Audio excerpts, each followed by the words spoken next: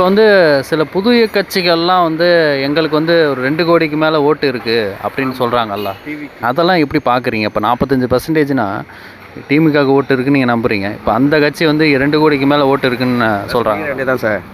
எல்லாம் சொல்லிட வேண்டியதான், மக்களாக சொல்லிட வேண்டியதான். ஆமாம். இல்லை நீங்கள் அவங்களுக்கு ஏன் எதனால் அந்த இது அப்படி அவங்களுக்கு வந்து பார்த்தீங்கன்னா அந்த ரசிகர் மன்றத்துலேருந்து சின்ன சின்ன வயசு பசங்க பொண்ணுங்க அவங்கெல்லாம் போடுறதுக்கு வாய்ப்பு உண்டு.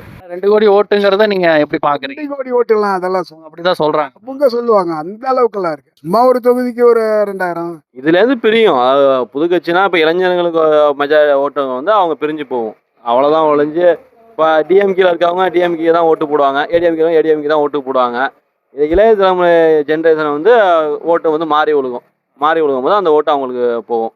அதெல்லாம் கிடையாது சார். அவங்களாம் சும்மா ஏதோ பேசணுங்கிறக்காக பேசிக்கிட்டு இருக்கிறாங்க. அப்படியெல்லாம் ஒரு ஓட்டு அவங்களுக்குலாம் விழுவாது. ஏதோ ஊரில் 10 ஓட்டு விழுவும், அவ்வளோதான் விழுவும்.